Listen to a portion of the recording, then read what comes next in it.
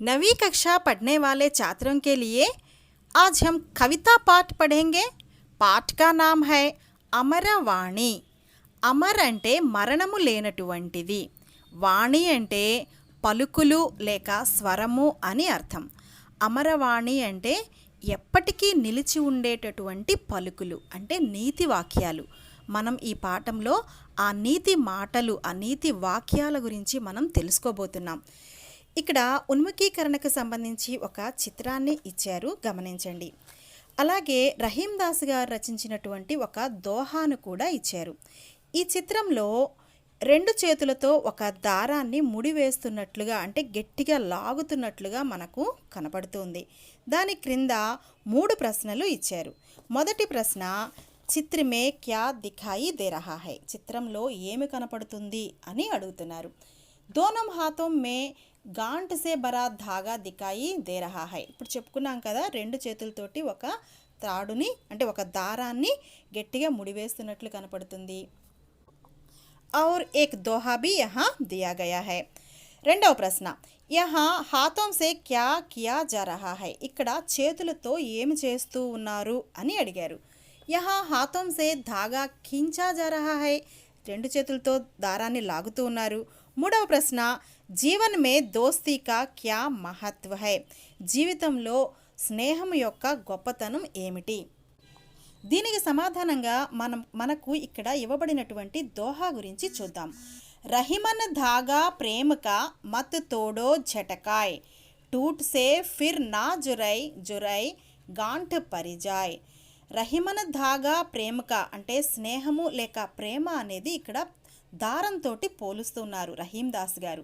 మత్ తోడో ఝటకాయ్, దాన్ని గట్టిగా పట్టుకొని లాగవద్దు. టూటేసే ఫిర్ నా జురై, ఒకవేళ అది తెగితే మళ్ళీ అతుక్కోవటము కష్టము. జురై గాంఠ్ పరిజాయ్, ఒకవేళ దాన్ని దగ్గరకు తీసుకురావాలని ప్రయత్నించినా అంటే ఒకటిగా చేయాలని ప్రయత్నించినా కానీ అక్కడ ముడి అనేది పడుతుంది. మరి ముడి పడితే దారం చుట్టానికి బాగుండదు కదా. అదేవిధంగా ఇద్దరి స్నేహితుల మధ్య విభేదాలు తల ఎత్తినప్పుడు స్నేహం అనే బంధం తెగిపోతుంది. కొన్ని రోజుల తరువాత వారిద్దరూ మళ్ళీ ఒకటే అయినప్పటికీ కూడా పూర్వం వలె వాళ్ళు ఉండలేరు. అయితే మన జీవితంలో స్నేహము అనే బంధానికి చాలా గొప్ప విలువ ఉన్నది. దోస్తీ ఆజీవన్ చల్నే వాली ప్రక్రియ హై, ఉస్మే స్వార్థకి భావన నహీ రహతి, స్నేహ బంధంలో స్వార్థము అనే భావన ఉండనే ఉండదు. ముసీబతో మే కామ్ ఆనే వాली చీజ్ హీ దోస్తీ హై, కష్టాలలో ఆదుకునే వాళ్లే స్నేహితులు. पाठ का उद्देश्य, नैतिक भावनाओं से జీవన మూల్యం కా వికాస్ కర్నా, అంటే పిల్లల్లో నైతిక భావనలను పెంపొందించటము, తద్వారా జీవితపు విలువలను అభివృద్ధి చేయటమే ఈ పాఠం యొక్క ముఖ్య ఉద్దేశ్యము. ఈ పాఠంలో ఇద్దరు కవులు రచించినటువంటి దోహాలు ఇవ్వటం జరిగింది. ఒకరు కబీర్ దాస్ గారు, రెండవ వారు వృందావన దాస్. మొదట కబీర్ దాస్ యొక్క దోహేల గురించి చూద్దాం. కవి కబీర్ దాస్ జీవన్ కాల్ 1398 से 1518 తక్, ఈయన జీవించినటువంటి కాలము 1398 నుంచి 1518 వరకు. రచనాయే బీజక్, ఆయన రచించినటువంటి దోహాలన్నీ కూడా బీజక్లో ఉన్నాయి. విశేషతాయే జ్ఞానమార్గి శాఖకే ప్రముఖ కవి, కబీర్ దాస్ గారు జ్ఞానమార్గి శాఖకు సంబంధించినటువంటి ప్రముఖమైన కవి. మరి జ్ఞానమార్గి శాఖ అంటే ఏంటో చూద్దాం. హిందీ సాహిత్యాన్ని మొత్తము 4 కాలాలుగా విభజించారు. ఒకటి వీరగాథాకాల్, భక్తికాల్, రీతికాల్, ఆధునిక కాల్. మరలా భక్తి కాలాన్ని 2 శాఖలుగా విభజించారు. ఒకటి నిర్గుణ శాఖ, రెండవది సగుణ శాఖ. నిర్గుణ శాఖను 2 రకాలుగా విభజించారు. ఒకటి జ్ఞానాశ్రయి శాఖ, రెండవది ప్రేమాశ్రయి శాఖ. అలాగే సగుణ కాలాన్ని కూడా అంటే సగుణ శాఖని కూడా 2 కాలాలుగా విభజించారు. అది రామభక్తి శాఖ, కృష్ణ భక్తి శాఖ. మన కబీర్ దాస్ గారు నిర్గుణ శాఖకు సంబంధించినటువంటి జ్ఞానాశ్రయి శాఖ యొక్క ప్రముఖమైన కవి. ఈ కవులు భగవంతునికి రూపము రంగు ఉండవని భావిస్తారు. సరే, మొదటి దోహా చూద్దాం. दुख में सुमिरन सब करे, सुख में करे न कोई। जो सुख में सुमिरन करे, दुख काहे को होय। సుమిరన్ అంటే స్మరణ, కరే అంటే కర్తే హై, కోయి అంటే కోయి, హోయ్ అంటే హోతా హై. దుఃఖమే సుమిరన్ సబ్ కరై. దుఃఖాల్లో బాధల్లో ఉన్నప్పుడు భగవంతుణ్ణి ప్రతి ఒక్కరూ స్మరించుకుంటారు. సుఖమే కరే నక్ హోయ్. ఎవరూ కూడా సుఖంలో సంతోషంలో ఉన్నప్పుడు భగవంతుణ్ణి స్మరించుకోరు. జో సుఖమే సుమిరన కరే. ఒకవేళ సుఖంలో ఉన్నప్పుడు కూడా సంతోషాల్లో ఉన్నప్పుడు కూడా భగవంతుణ్ణి స్మరించుకున్నట్లయితే దుఃఖ కాహే కో హోయ్, అసలు దుఃఖం అనేదే రాదు కదా. అంటే దుఃఖంలో ఉన్న సంతోషంలో ఉన్న మనము భగవంతుణ్ణి స్మరించుకోవాలి. कबीर दास कहते हैं, दुख में सब भगवान का स्मरण करते रहते हैं, सुख में कोई नहीं करते. जो सुख में भी भगवान का स्मरण करते हैं उन्हें कभी दुख नहीं होता. రెండవ దోహా చూద్దాం.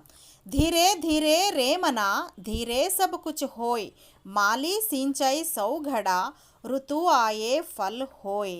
ధీరే ధీరే అంటే నెమ్మది నెమ్మదిగా, సించే అంటే తడుపుట, ఘడ అంటే కుండలు, సౌఘడ అంటే 100 కుండలు, ఋతువు అంటే ఋతువు అని అర్థం.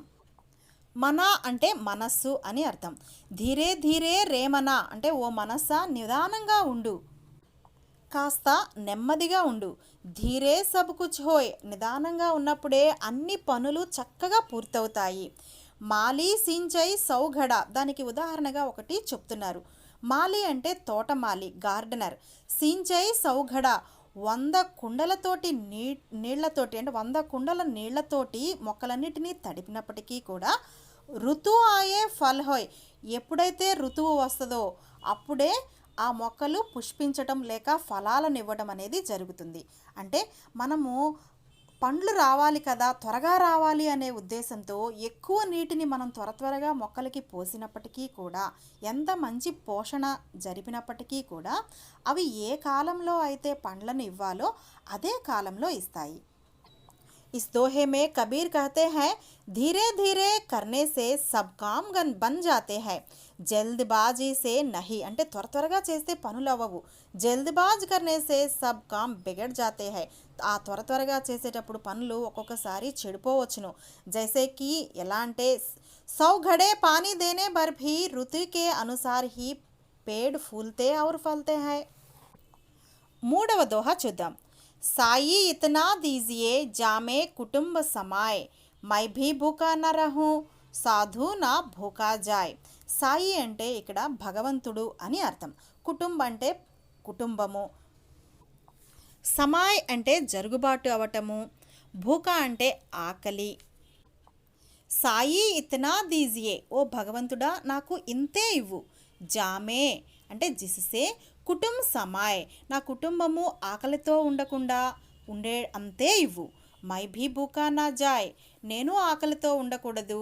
సాధు నా భూకా జాయ్, మా ఇంటికి వచ్చేటటువంటి అతిథులు సాధువులు కూడా ఆకలితో ఉండకూడదు. ఇస్ దోహే మే కబీర్ దాస్ కహతే హై, అంటే భగవంతునితో ప్రార్థిస్తున్నాడు. కబీర్ భగవాన్ సే ఇస్ ప్రకార్ ప్రార్థనా కర్తే హై కి हे भगवान, मेरे परिवार के परिवरिश के लिए जितना धन चाहिए उतना दीजिए, जिससे मैं अपनी भूख मिटा सकूं और मेरे घर आए किसी साधु की भूख भी मिटा सकूं.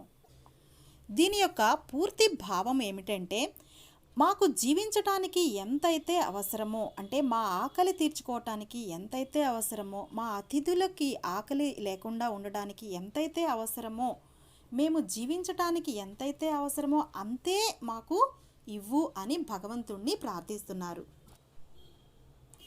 కవి వృందావన్ దాస్ గారు రచించినటువంటి దోహేల గురించి చూద్దాం. కవి పరిచయం.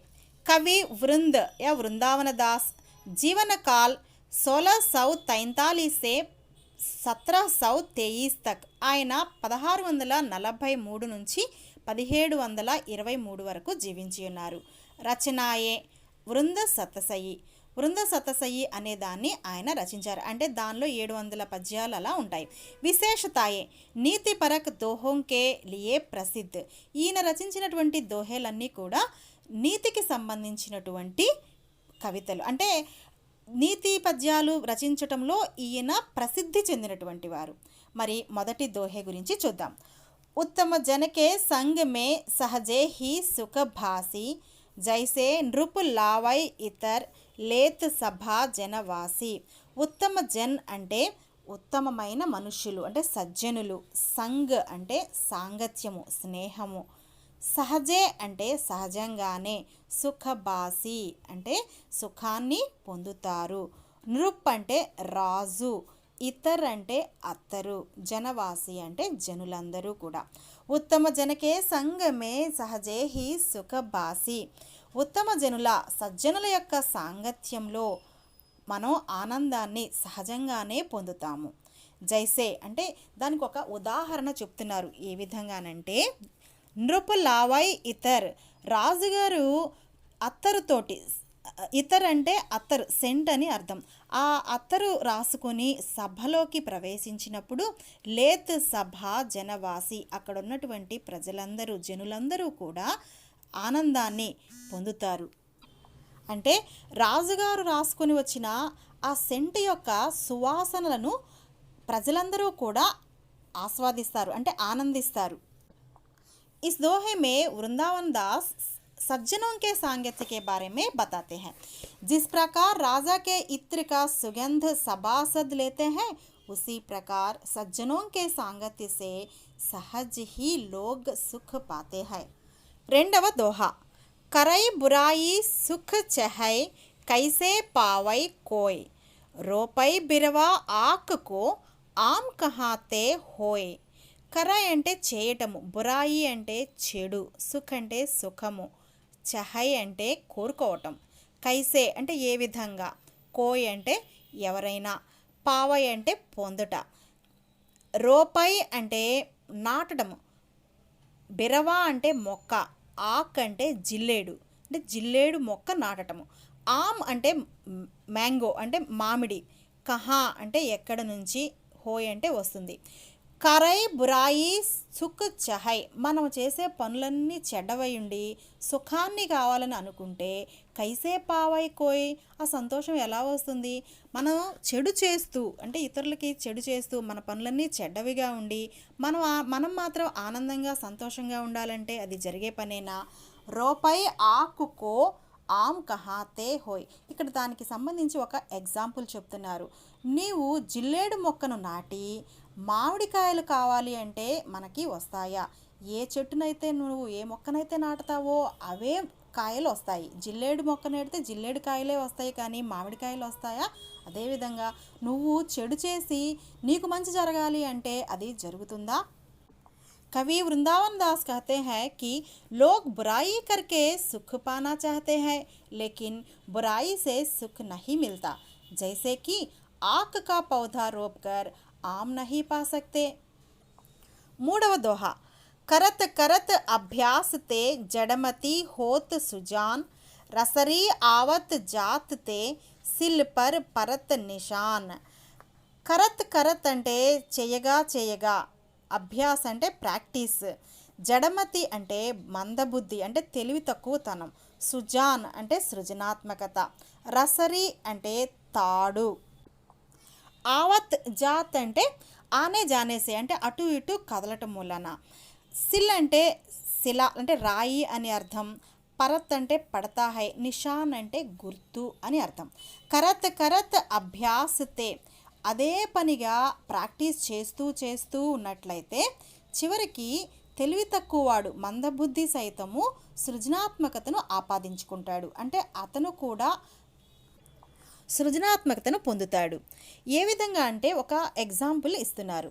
రసరీ ఆవత్ జాతతే అంటే మనం బావిలో నుంచి నీళ్లు తీసేటప్పుడు ఆ తాడుతో లాగుతూ ఉంటాము, అలా లాగటము మళ్ళీ కిందకి వేయటం పైకి లాగటం, ఆ విధంగా అనేక సార్లు చేస్తూ ఉన్నప్పుడు ఆ తాడు దేని మీద అయితే ఏ రాయి మీద అయితే రాపిడి జరుగుతుందో ఆ రాయి సైతము అరిగిపోతుంది.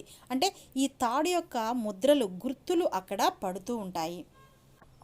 రసరీ ఆవత్ జాతతే అంటే తాడు అటు పైకి కిందకి వస్తూ పోతూ ఉంటే శిల్పర పరత్ నిషాన్, శిల మీద రాయి మీద కూడా దాని యొక్క గుర్తులు పడతాయి. అదేవిధంగా ఎంత మందబుద్ధివాడైనా అదే పనిగా ప్రాక్టీస్ అదే పని చేస్తూ ఉంటే అతను చివరకు ఆ పనిని కంప్లీట్ చేయగలుగుతాడు, సృజనాత్మకతను పొందగలుగుతాడు.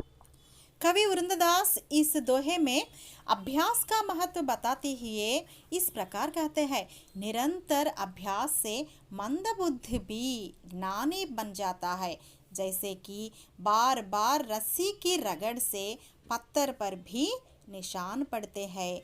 అలా లాగటం వల్ల రాయి మీద కూడా దాని యొక్క గుర్తులు పడతాయి. అదేవిధంగా మందబుద్ధి కూడా జ్ఞానిగా చివరకు మారతాడు.